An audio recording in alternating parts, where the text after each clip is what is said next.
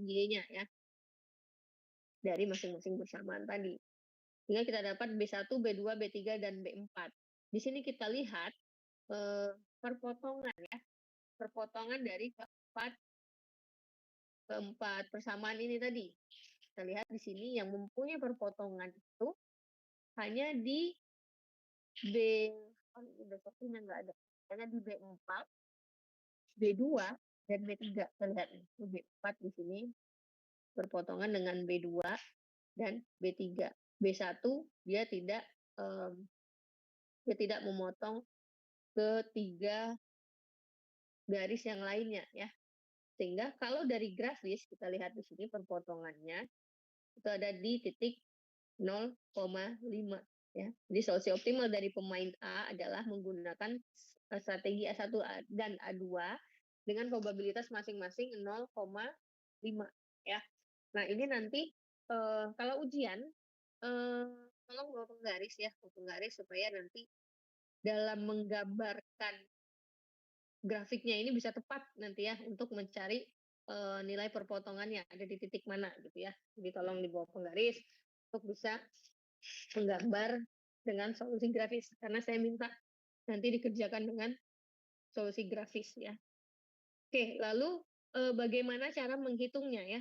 Nanti kita lihat di sini karena kita tadi asumsinya menggunakan strategi campuran ya, strategi random tadi. Di strategi campuran optimal untuk pemain B ditentukan oleh dua strategi yang mendefinisikan lower envelope ya. Dua garis yang mempunyai kemiringan dengan tanda berlawanan.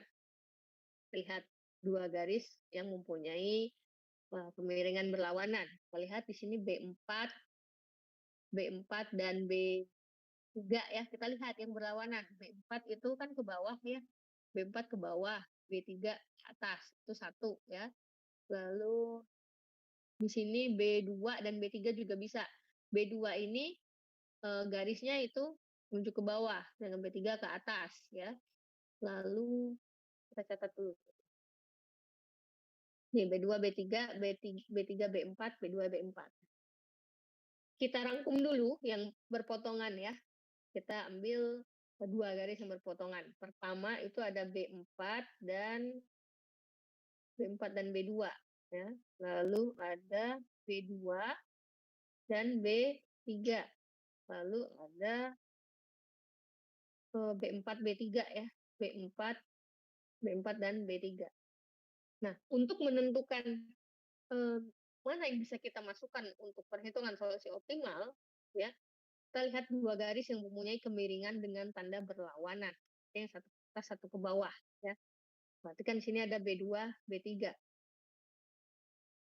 Kita lihat dari B4, B2 dulu. B4 dia kemiringannya ke bawah ya. Dia mengukur ke bawah sini. Lalu B2 dia juga ke bawah ya grafiknya. Berarti dia tandanya tidak berlawanan. Jadi ini kita coret dari solusi layak kita gitu ya. Solusi layak kita coret. Lalu dari B2 dan B3. B2 kita lihat B2 dia ke bawah ya, grafiknya menurun, dan B3 ini ke atas. Sehingga ini bisa kita masukkan ke salah satu solusi layak kita. Lalu B4 dan B3. B4 dia grafiknya turun, B3 naik. Ini bisa juga kita masukkan ke solusi layak ya. Ya. Jadi simpulannya karena terdapat lebih dari dua garis yang mendefinisikan lower envelope yang melalui titik maksimum tadi, solusinya itu lebih dari satu. Nah, lalu kita lakukan perhitungan value of the game dari titik yang mana, dari kombinasi strategi yang mana yang memberikan nilai yang paling maksimum ya. Jadi kita punya tiga kombinasi, itu B2 dan B3, B3 dan B4, serta B2 dan B4. Diingat kenapa B2 dan B4 ini tidak kita masukkan ya, kita keluarkan. Karena tadi kemiringan tandanya sama ya, dia sama-sama mengarah ke satu arah ya untuk grafiknya. Oke, yang pertama, sebentar sambil saya copy lagi.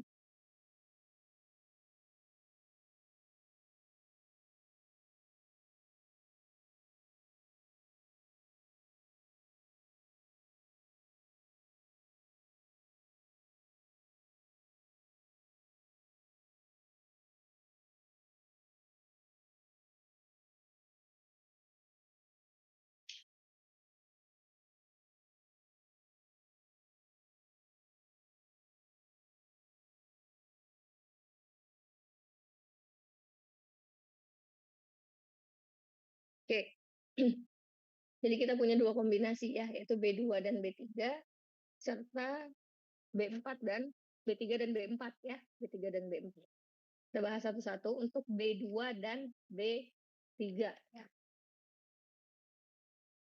Jadi kan kalau kita punya probabilitas dari A tadi itu adalah X, probabilitas dari B itu kita namakan Y. Jadi kita punya Y1, kita punya Y2, Y3, dan Y4. Di mana jumlah dari keempat ini itu sama dengan 1 ya. Karena yang kita gunakan itu adalah kombinasi B2 dan B3, maka Y1-nya kita asumsikan 0 dan Y4 juga 0. Berarti jika ini Y2, maka Y3 ini sama dengan 1 min Y2 ya. Karena ini kalau kita totalkan, Y2 ditambah 1 min Y2 itu akan sama dengan 1 ya. Ini 1. Nah, ini ada probabilitas. Oke. Lalu kita lihat ekspektasi payoff dari B. Nah, kalau kita bicara ekspektasi payoff dari B, maka kita lihat dari masing-masing strategi di A tadi. Kebalikan dengan yang ini tadi ya. Kalau ekspektasi payoff dari A, kita lihat dari masing-masing B. Sekarang kebalikannya. Kita ingin melihat ekspektasi payoff dari B terhadap strategi dari A. Oke, yang pertama berarti di sini untuk menghitung dari strategi murni dari A, di sini kita punya Y2, sorry ya, kita tadi punya berarti menghitungnya A2, sorry A12 ditambah, sorry dikurang A13, ini Y2 ditambah A13 ya. Kalau tadi kita bicara tentang X, sekarang kita bicara tentang Y ya. Jadi P of B. Kan ini 2 dikurang 3, Y2 ditambah masa 3-nya 3 ya. Jadi ini hasilnya min Y2 plus 3 ya. Ini cara mendapatkan ekspektasi payoff dari B untuk strategi murni A1. Kalau A2, kita lihat dari A2-nya di baris yang sini. Berarti sekarang nilainya 3 dikurang 2 untuk Y2 ditambah 2 ya. Jadi hasilnya Y2 ditambah 2 nih ya, Y2 ditambah 2. Jadi nilai Y2 yang berkaitan dengan maksimal itu ditentukan dengan nilai ini. Berarti min Y2 plus 3 ya, itu kan sama dengan Y2 plus 2. Ya tinggal dipindah ruas, berarti kan ini 2Y2 itu sama dengan 1. Sehingga Y2 itu hasilnya adalah 0,5. Kita peroleh Y2-nya 0,5. Lalu Y3-nya berapa? Y3 tadi itu sama dengan 1 min Y2. Ya. Jadi tinggal kita masukkan nilai Y2. Y2-nya tadi 0,5. 1 min 0,5. Hasilnya 0,5. Jadi kita peroleh Y2-nya 0,5 dan Y3-nya 0,5. Berarti jika masing-masing nilai ini 0,5, kita peroleh value of the game-nya yaitu di sini min 0,5 ditambah 3. Hasilnya 2,5. Atau bisa kita masukkan juga ke yang persamaan ini. 0,5 tambah 2 sama dengan 2,5. Sehingga nilai value of the game-nya atau nilai permainannya itu adalah 2,5. Untuk kombinasi strategi B2 dan B3. Oke? Itu cara menghitungnya. Lalu kita punya strategi satu lagi, yaitu B3 dan B4. Oke, B3 dan B4.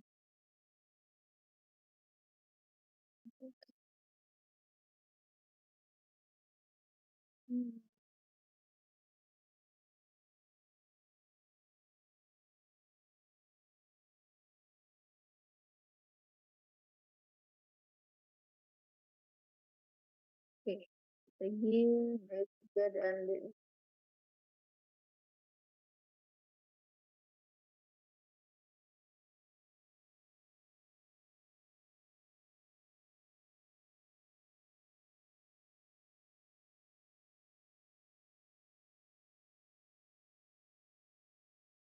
Oke,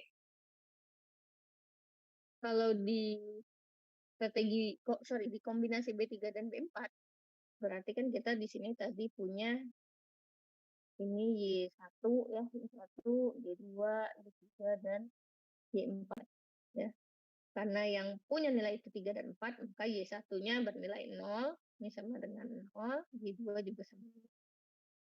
Sehingga kita hanya punya Y3 dan Y4. Atau Y4 ini bisa kita asumsikan 1 min Y3. Karena Y3 ditambah Y4 itu sama dengan 1 ya.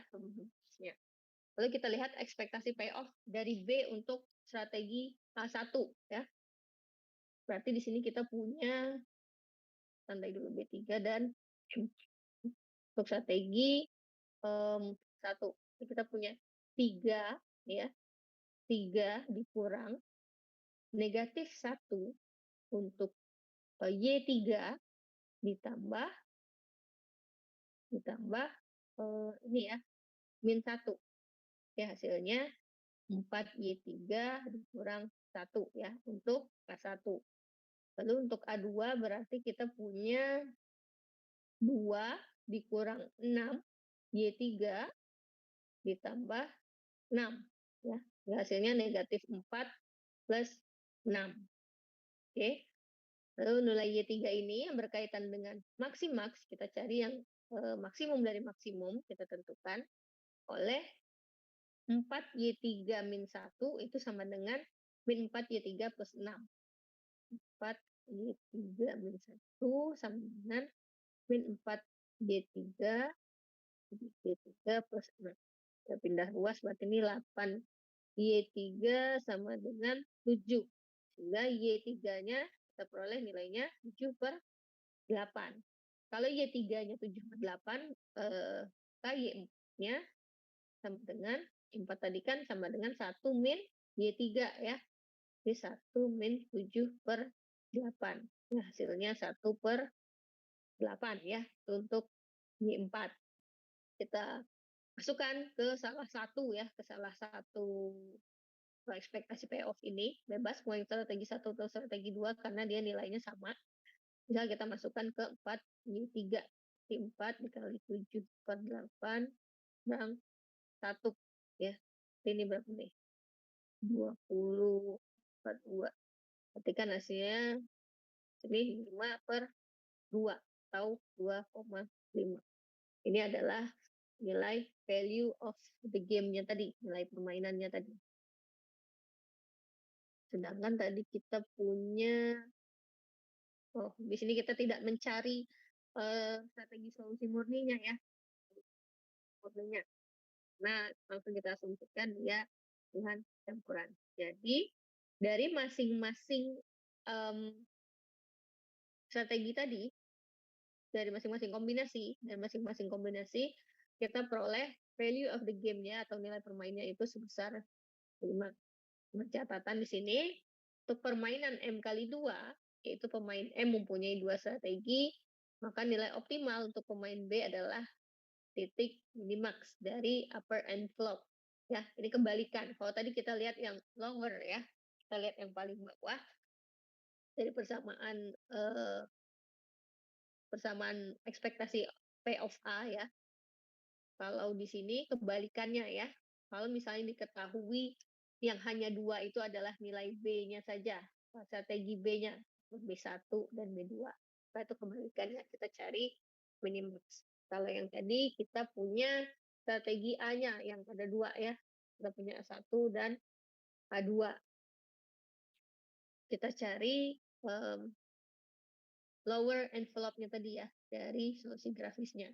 Nah, jadi dilihat dari grafisnya ini berapa nilai X1-nya ya, nilai X1 yang memenuhi untuk semua kombinasinya.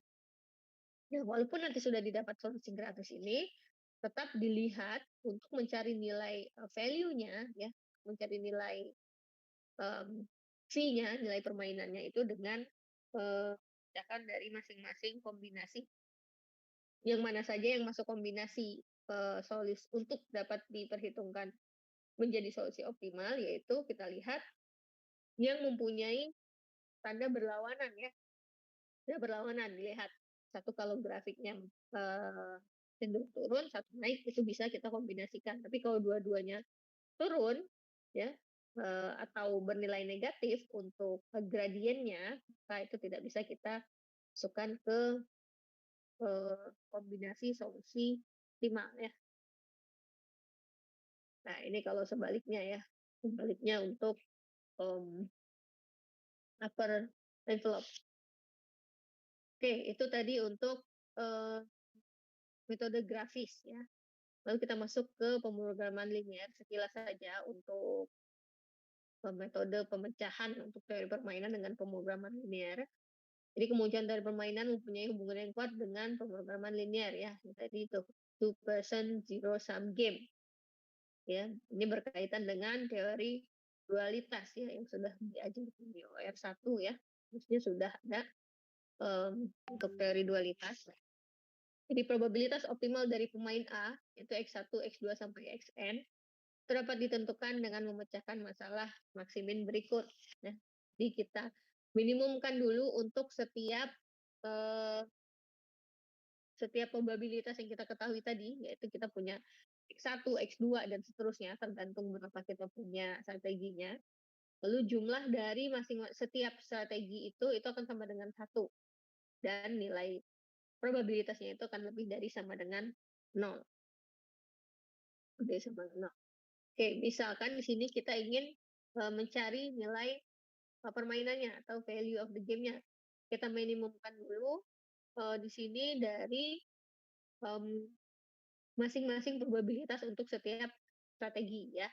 Lalu kita aplikasikan, kita jumlahkan buat setiap perkalian dari payoff-nya dan probabilitas itu harus lebih dari sama dengan nilai V atau value of the game kita tadi. Ya. Lalu misal di sini kita ingin memaksimumkan ya. Ini cara merumuskan pemrograman linearnya. Tidak akan dijelaskan bagaimana cara memecahkannya dulu. Ya, karena nanti bisa dibantu dengan software ya. Dengan software untuk pemecahan teori permainan dengan pemrograman linear. Kita punya fungsi tujuannya yaitu maksimumkan Z sama dengan V. Ini tadi adalah nilai permainan atau value ya, value of the game.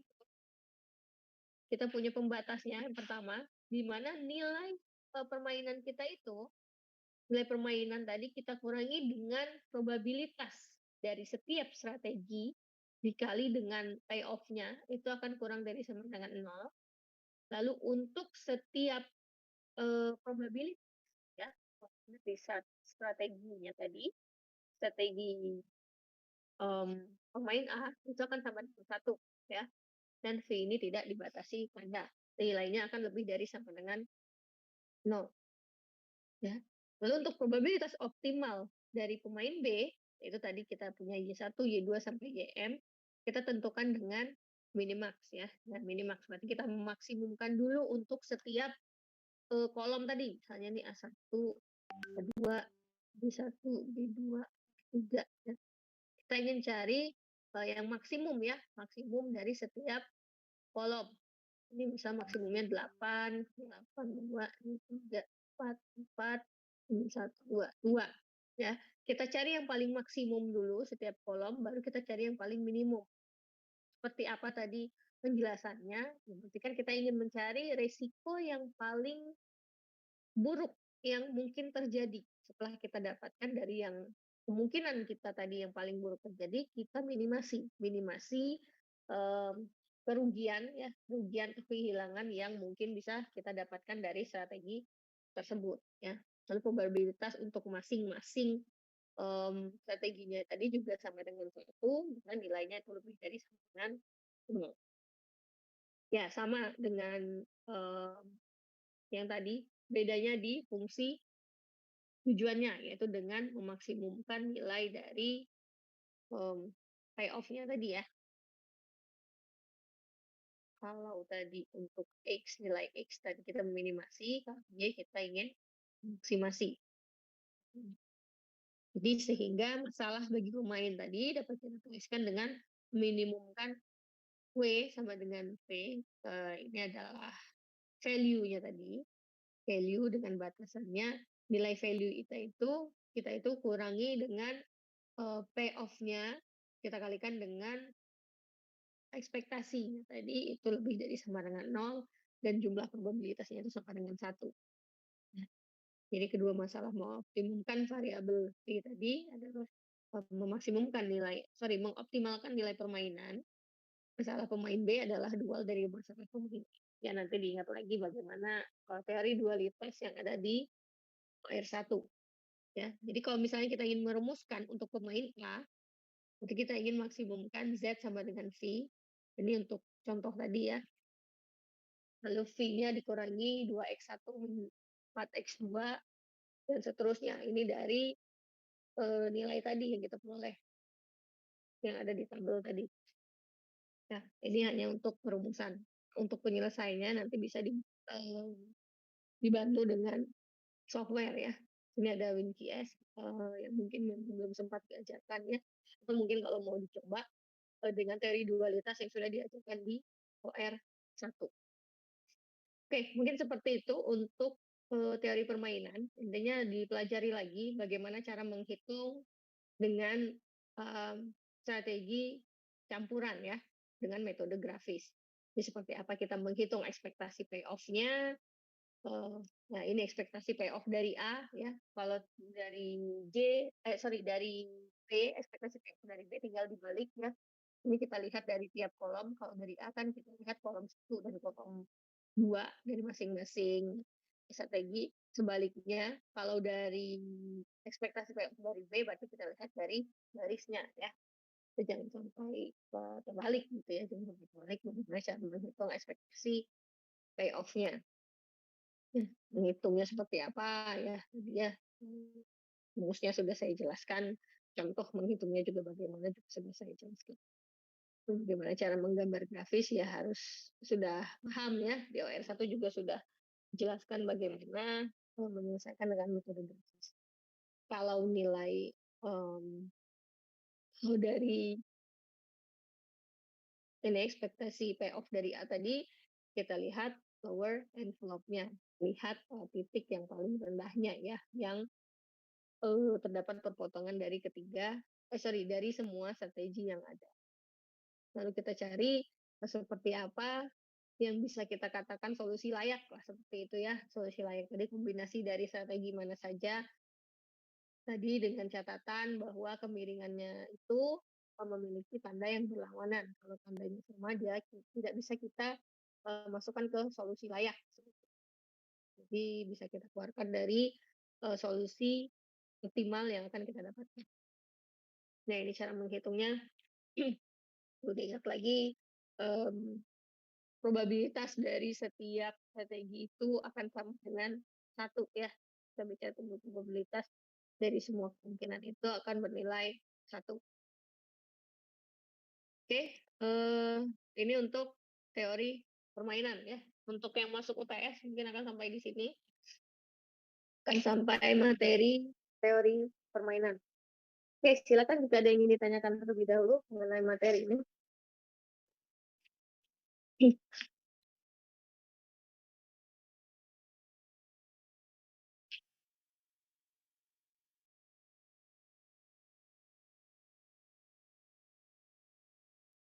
Oke, cukup.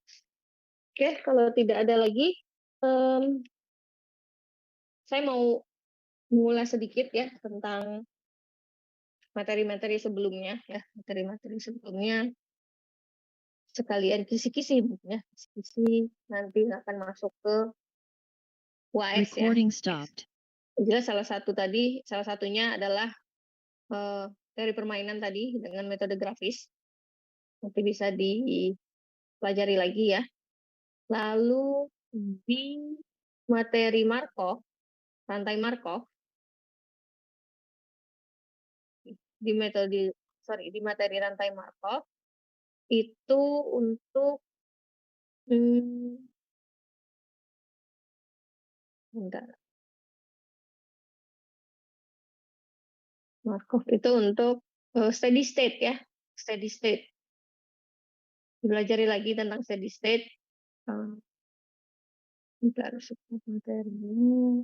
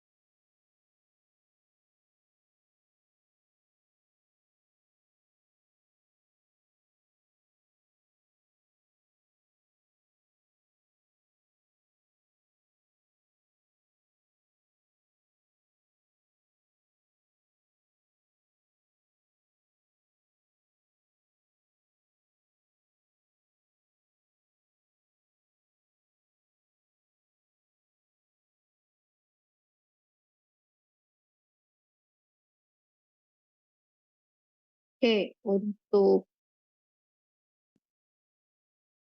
rantai Markov ya, untuk rantai Markov dipelajari lagi bagaimana cara menghitung steady state ya. Di kalau nggak salah di GCR sudah saya kasih semua slide ini, semua di teori proses keputusan Markov. Proses keputusan Markov itu untuk contoh yang masalah keputusan ya, masalah keputusan. Oke, sebentar sambil saya share. Hmm.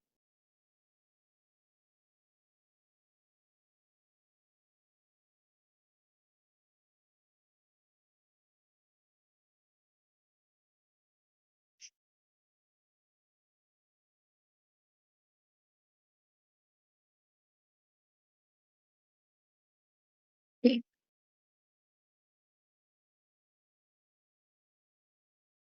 oke, untuk Markov ya, proses keputusan Markov di di contoh ini ya, di contoh ini belajar lagi contoh ini bagaimana kita bisa memutuskan kebijakan mana yang akan kita ambil untuk tahun ke-1, 2, dan ketiga. Jadi di sini kita punya hanya dua kebijakan, yaitu kemarin contohnya dengan melakukan pemupukan dan tidak melakukan pemupukan ya. Nah, nanti diketahui seperti apa probabilitas transisi dari masing-masing kebijakan tadi ya. Dan juga diketahui probabilitas penerimaan atau probabilitas pendapatan seperti itu ya. Ketahui, lalu nanti tinggal kita lihat nilai masing-masing ekspektasi ini tadi ya. Lihat V ini apa, lihat lagi nilai V tadi. Itu adalah ekspektasi penerimaan ya. Tergantung dari soalnya apa dia bisa penerimaan, pendapatan, keuntungan atau apapun itu nanti namanya. Dihitung nilai ekspektasi dari eh, setiap keputusan atau kebijakan ya. Rumusnya seperti apa? Di sini kita kalikan dengan probabilitas transisi dari setiap em, dari setiap keputusan ya, kita kalikan dengan matriks penerimaannya. Oke, contohnya di sini untuk V11, kalau misalnya di sini kita punya 3 status ya, kan kita punya 3 status kemudian ya. Kita punya nih, status 1, 2, atau 3. Jadi kita hitung setiap ekspektasi penerimaan dari masing-masing status untuk kebijakan satu ya. Untuk kebijakan satu dulu. Jadi untuk kebijakan satu berarti kan K-nya sama dengan 1 nih. Ini tadi. Nih, ini kan eh, V11. Berarti ini adalah ekspektasi ekspektasi penerimaan status 1 pada K sama dengan 1. Perhitungannya seperti apa? Sigma PIJK RIJK ya. Lihat lagi di sini. Eh, ya, PIJ RIJK. PIJ RIJK. Di mana lihat nilai PIJ dan RIJ ini? PIJ tadi dari matriks probabilitas transisi ya. Untuk yang di atas ini adalah K, berarti ini untuk kebijakan 1, ini untuk kebijakan 1, ini untuk kebijakan 2, ini untuk kebijakan 2, seperti itu ya. Jadi untuk PIJK, misalnya berarti kan kalau V1 berarti P111 dikali R111. Berarti kan V11 itu ini ya. Jadi kita punya 1, 1, 2, 3, 1, 2, 3. Oke, 0,2 kita kali R satu-satunya ini 7 ditambah 0,5 dikali 6 dan seterusnya ya. Itu untuk menghitung V1 satunya. Bahkan hasil 5,3, 3 dan negatif 1. Ini kita gunakan lagi ini kaitannya masih dengan pemrograman dinamis ya. Lihat lagi pemrograman dinamis kalau misalnya N-nya 3 tahun. Jadi nanti sudah diketahui probabilitas transisi dari setiap kebijakan dan matriks penerimaannya dari setiap kebijakan ya. Ini nanti tinggal kita kalikan untuk menghitung P kan P kali R ya. Nilai ini bahkan ini itu untuk satu-satu.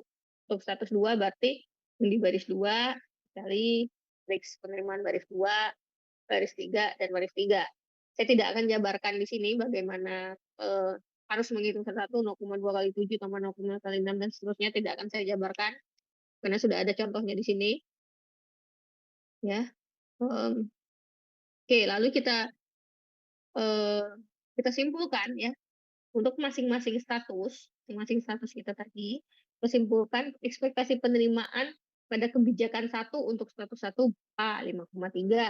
Jadi harus kita hitung nih 5,3, 3 dan 1. Misalnya kalau untuk V12 misalnya, berarti kalau untuk V12 dan mana matriks kita ya. Oke, berarti ini untuk V12 nanti kita menghitungnya ekspektasi penerimaan untuk status 1 pada kebijakan 2. Kebijakan 2 kita bicara dengan yang bawah ini ya. Untuk status 1 berarti baris pertama. Oke. Jadi kan di sini 0,3 dikali 6 ditambah 0,6 dikali 5 tambah 0,1 kali min 1 ya. Tinggal dicari berapa nih? 0,8, 3, min 0,1. Ya, tinggal dihitung. Berarti kan ini hasilnya 4,7. Kita lihat. V12 benar nggak 4,7? Nih, V12,7 ya. Seperti itu cara menghitungnya. Tinggal dicari V22. Nanti kan ini P212 R212. Tambah P222 R222. Nah, P232 R232. Hasilnya 3,1, ini 0,4 ya dari matriks yang diketahui tadi. Oke, kalau misalnya ditanya 3 tahun, kita bergerak mundur ya dengan rekursif mundur pada contoh di pemrograman dinamis kemarin ya. Sini kan sebentar. Recording in progress. Jadi untuk masing-masing status ya, masing-masing status dan masing-masing kebijakan ini itu kita peroleh dari nilai VIK tadi yang sudah kita hitung tadi ya. Nih, ini 5,3, 3, -1, 4,7 dan seterusnya. Kita tulis di sini, kita cari fungsi optimalnya dari setiap status. Jadi fungsi optimal untuk status 1 kita cari yang maksimumnya adalah 5,3 ya. Ini diberikan oleh kebijakan 1. Lalu pada saat status kita 2, yaitu tadi kondisi tanah kita cukup, fungsi optimalnya yang maksimum dari kebijakan 1 dan kebijakan 2, ambil yang maksimumnya adalah nilainya 3,1 diberikan oleh ini sama dengan 2. Di status 3 kita lihat yang maksimumnya 0,4. Jadi di sini fungsi optimalnya 0,4. Itu diberikan oleh oleh kebijakan 2 ya. Itu di tahun ketiga. Lalu kita masuk ke tahun kedua. Tahun kedua di sini nilainya ya rumusnya masih sama tadi ya. Kita kita kalikan PIK pada saat tahun sebelumnya ditambahkan dengan ini nilai probabilitas transisinya PIJ kali Fn plus IJ yang optimal sebelumnya. Contohnya ya. Contohnya di sini kita punya tadi 5,3 ya. 5,3 kita tambah dengan dari mana nilai ini? 0,2, 5,3 dan seterusnya. Ini kan dari 0,2, 0,5 dan 0,3. Nilai ini ada di matriks P kita tadi. Ada kebijakan 1. Nih, 0,2, 0,5, 0,3 ya. Jadi tadi kita punya 5,3 ditambah 0,2. Nanti di sini kita kosongkan dulu. 0,5 ditambah 0,3. Oke. Dikalikan dengan untuk tahap 2 kita kalikan dengan fungsi optimal pada tahun sebelumnya ya. Tahun sebelumnya pada status 1, pada status 1 yang optimal itu adalah 5,3, ini 3,1, ini 0,4. Nanti kita masukkan ke mana tadi? Nah ini 5,3 terus 3,1 dan 0,4. 3,1, 0,4 ya. Seperti itu perhitungannya. Oke. Peroleh hasilnya 8,03. Yang ini tinggal diganti nilai dari ini V12 ya. Tambah dengan PIJ-nya. Sekarang bukan kita kali dengan R lagi, tapi dengan Fn plus 1J-nya. Tekan ini F3 pada saat I-nya itu yang optimal ya. Yang optimal. Mulai kita cari yang maksimum, 19 dan seterusnya. Yang diberikan oleh masing-masing Pak. Lalu untuk tahap N-1 atau tahun ke-1-nya kita flashback lagi, kita mundur lagi ya dengan rekursif mundur ya. Kita lihat lagi sini nilainya masih sama. Ini kan V11 ditambah ini P11, ini P12, P13 dikalikan dengan nilai optimumnya tadi Fn plus 1 J-nya ya. Seperti itu. Nah, dari tahun ini sudah kita dapatkan ya. Jadi kita simpulkan nilai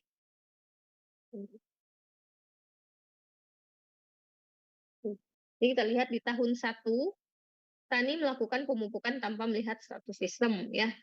Ini disimpulkan dari masing-masing K yang diperoleh. Tahun 1 kita lihat K-nya itu semua untuk semua status itu adalah 2.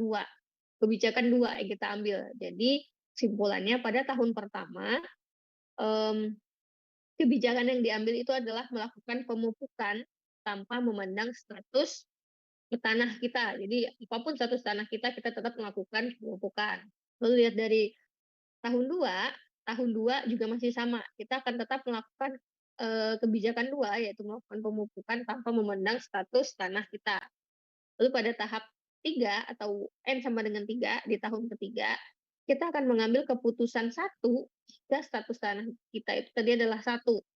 Apa 1 itu di sini ya? 1 itu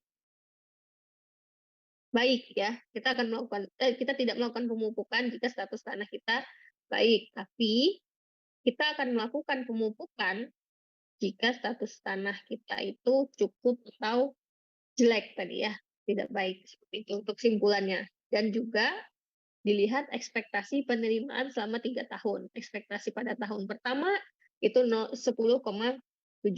ya, yang diberikan oleh 11. Kalau tahun 2 itu 8,19, ini diberikan status 2,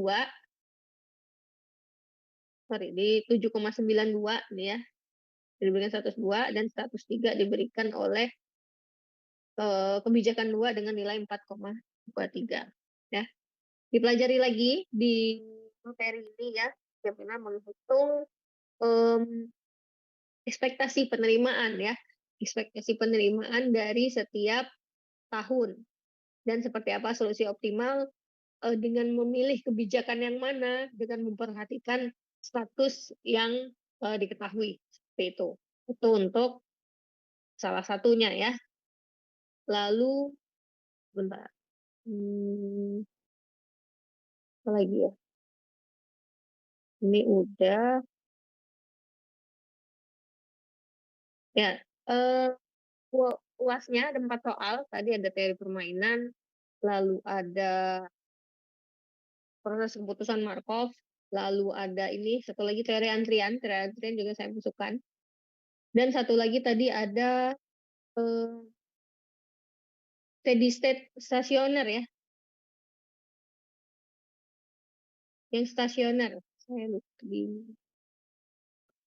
di sini juga ya, di putusan Markov tadi juga itu ada di contoh yang 8 kebijakan itu ya, 8 kebijakan ada probabilitas stasionernya. Cuma kalau di slide ya, di contoh itu kita punya 8 kebijakan. 8 kebijakan. Kalau di UAS saya tidak akan memberikan sampai 8 kebijakan karena waktunya nggak akan cukup ya. Jadi hanya sampai beberapa status saja ya, beberapa status yang diberikan. Hanya ada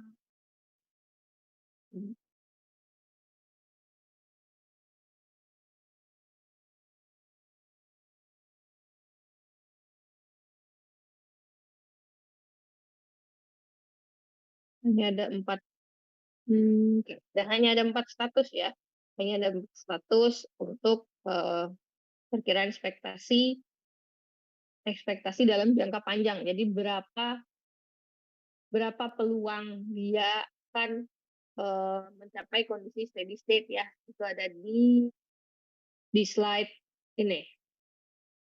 Rantai Markov ya. Bagaimana menghitung kondisi steady state ya, kondisi mapan.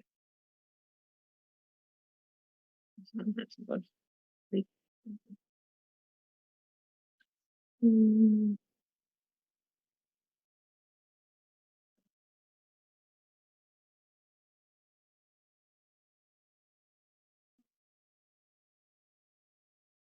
Nah, ini contoh perhitungan steady state ya. Seperti apa sudah diketahui nanti matriks probabilitas transisinya ya diselesaikan dengan uh, sistem persamaan linear ya, dengan matriks atau substitusi eliminasi ya kalau mau lebih cepatnya. Kalau matriks salah cara menghitungnya, salah cara mengalihkan matriksnya, dia lebih cepat dengan sistem persamaan linear aja. Nah, jadi nanti akan diperoleh nilai V0-nya berapa, V1-nya berapa, V2 dan seterusnya tergantung dari berapa status yang diketahui. Dan nanti tinggal dikalikan dengan biaya yang dikeluarkan. Seperti itu kalau misalnya diketahui biaya. Kalau di sini kan hanya melihat, oh ternyata untuk kondisi steady state pada sistem itu, satu sistem itu 0 sebesar 28,5%. Kalau statusnya 1, 28,5 dan seterusnya ya. Jadi nanti tinggal dikalikan dengan biaya apapun yang dikeluarkan. Seperti itu. Ini di Markov, sebentar Markov, lalu di teori antrian ya, teori antrian dari Android itu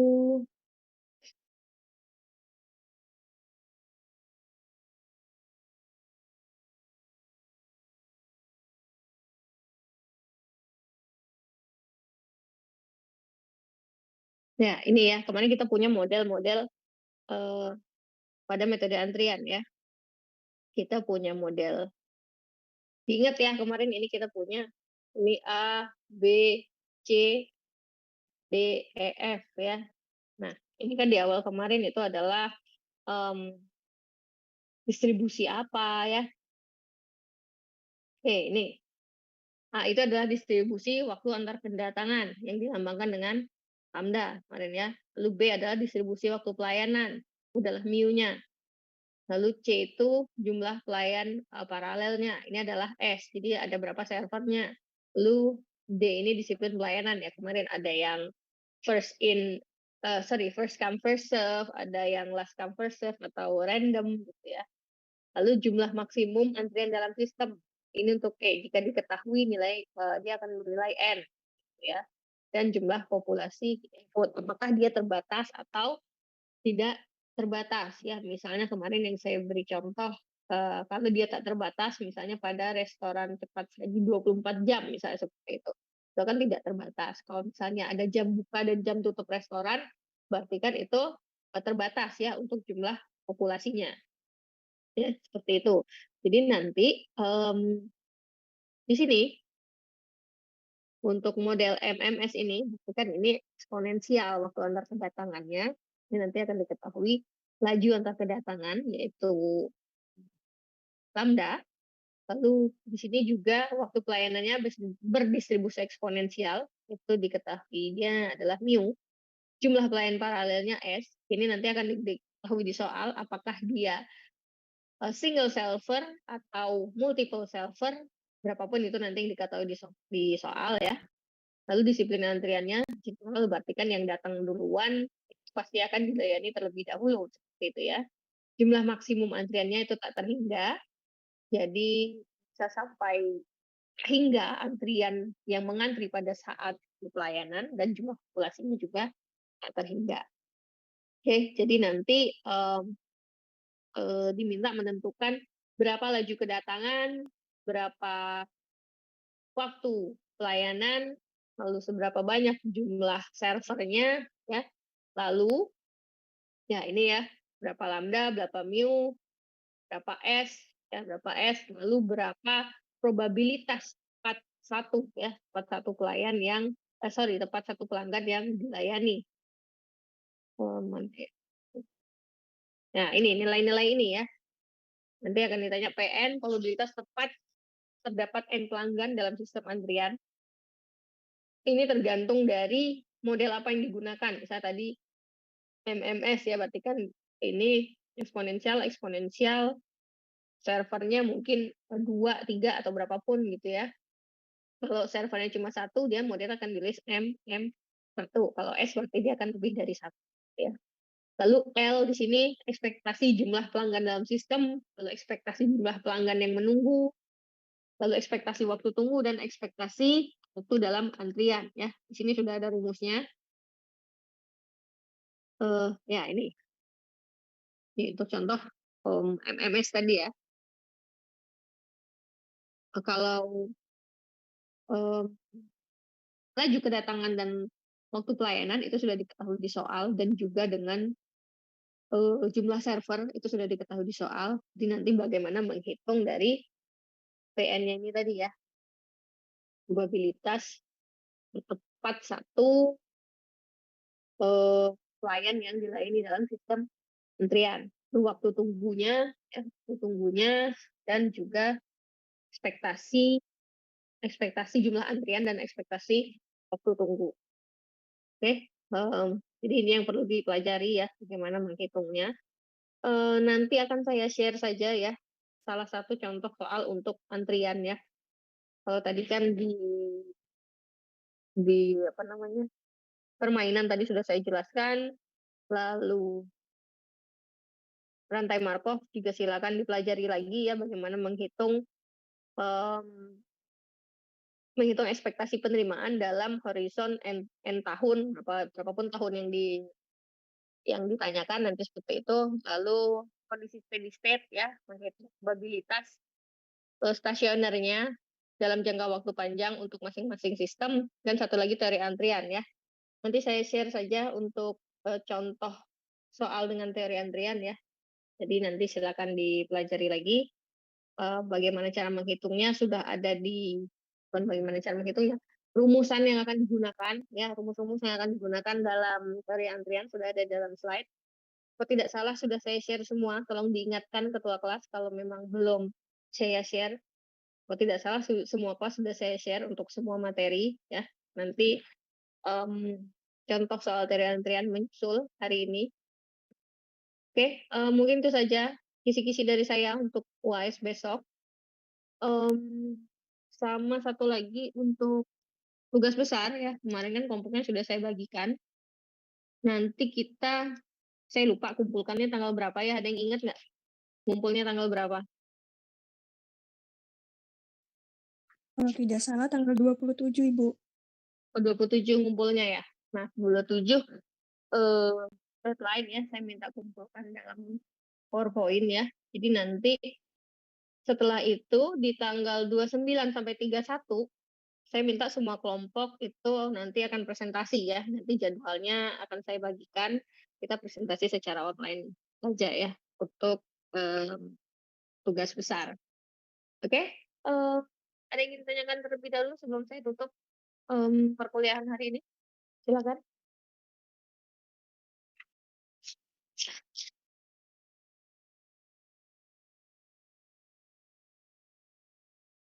Oke, cukup. Oke, kalau tidak ada lagi Recording stopped. ya untuk materi terakhir. Semoga apa yang saya sampaikan ini bisa sampai ke kalian juga ya, bisa dapat diterima dengan baik. Untuk kisi-kisi tadi sudah saya berikan, silakan dipelajari lagi, silakan dicoba-coba ya, bagaimana cara menghitungnya gitu ya. Lalu nanti untuk contoh antrian menyusul ya, sambil dipelajari juga, jangan serta-merta hanya menunggu, tapi usaha juga ya untuk latihan dari materi-materi yang akan masuk ke UAS. Oke, kalau tidak ada lagi, saya cukupkan. Saya ucapkan terima kasih. Selamat persiapkan diri untuk UAS besok. Besok sepertinya saya tidak akan bisa visit ke kelas masing-masing karena saya ada rapat di jam 1 ya, karena ujiannya jam 1 ya. Jadi saya serahkan semua ke pengawas.